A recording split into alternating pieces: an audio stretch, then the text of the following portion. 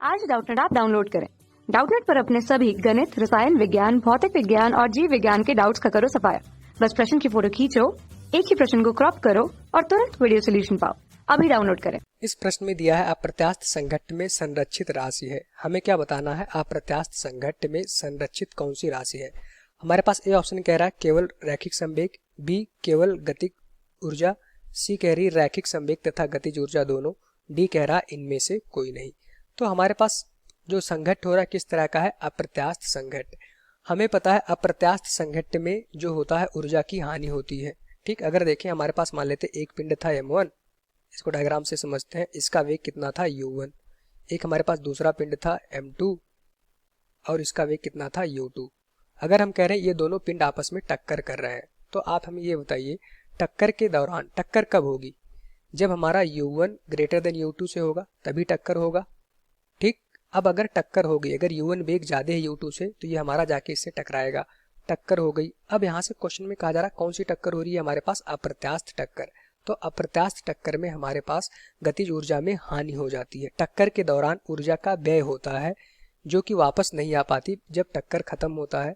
जिस समय टक्कर हुआ हमारे पास ऊर्जा की हानि हो जाती है। उसके बाद हम अगर माने टक्कर के बाद की स्थिति देखें तो हमारे पास जो m1 पिंड था वो v1 वेग से गति कर रहा है, प्लस जो हमारे पास m2 पिंड था वो हमारे पास मान लेते हैं v2 पिंड से गति कर रहा है, v2 वेग से।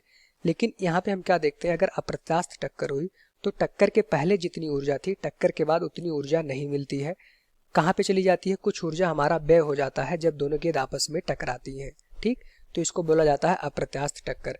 तो यहाँ से हम क्या देख पा रहे हैं? ऊर्जा का क्या हो गया? व्यय हो गया। मतलब कि गतिज ऊर्जा में हमारे पास क्या हो जाती है? कमी आ जाती है। तो गतिज ऊर्जा का यहाँ पे क्या हुआ? क्षय हुआ। अगर गतिज ऊर्जा का क्षय हुआ तो हम कहेंगे हमारे पास गतिज ऊर्जा संरक्षित नहीं रहेगी। लेकिन चूंकि ये संघट्ट है, संघट्ट किसी भी तरह का हो, चाहे वो प्रत्यास्थ हो, चाहे वो अप्रत्यास्थ टक्कर हो, चाहे वो पूर्णतः अप्रत्यास्थ टक्कर हो, सारे टक्करों में जो हमारे पास रैखिक संवेग रहता है वो संरक्षित रहता है। ठीक, तो रैखिक संवेग यहाँ पे क्या रहेगा? हमारे पास संरक्षित रहेगा। रैखिक संवेग संरक्षण का मतलब क्या होता है?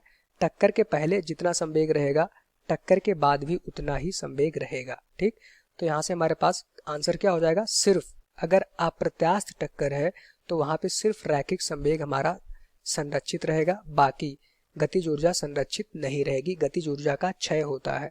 लेकिन अगर यही प्रत्यास्थ टक्कर हो जाता तो प्रत्यास्थ टक्कर में हमारे पास रैखिक संवेग तो संरक्षित रहता ही रहता और गतिज ऊर्जा भी हमारे पास संरक्षित रहती। लेकिन अगर अप्रत्यास्थ टक्कर है तो गतिज ऊर्जा का क्षय हो जाता है, गतिज ऊर्जा हमारी संरक्षित नहीं रहती है। तो बी ऑप्शन तो साफ साफ गलत हो गया, गतिज ऊर्जा हमारी अप्रत्यास्थ संघट्ट में संरक्षित नहीं रहती है। सी ऑप्शन भी गलत हो गया क्योंकि यहाँ पे रैखिक संवेग तथा गतिज ऊर्जा दोनों लिखा है। अप्रत्यास्थ टक्कर में गतिज ऊर्जा हमारी संरक्षित नहीं रहती है। तो यहाँ से देखेंगे ए ऑप्शन कह रहा है केवल रैखिक संवेग। तो हमें पता है कि अप्रत्यास्थ संघट्ट में रैखिक संवेग संरक्षित रहेगा, गतिज ऊर्जा संरक्षित नहीं रहेगी। तो यहाँ पे आंसर हमारा क्या हो जाएगा? ऑप्शन ए, केवल रैखिक संवेग अप्रत्यास्थ संघट्ट में संरक्षित रहता है। ठीक, ये हमारा इस क्वेश्चन का आंसर हो जाएगा। Thank you. कक्षा 6 से 12वीं से लेकर नीट, IIT, JEE वो एडवांस के लेवल तक 1 करोड़ से ज्यादा छात्रों का भरोसा। आज ही डाउनलोड करें डाउटनेट ऐप या व्हाट्सएप करें अपने सारे डाउट्स 8400 400 400 पर।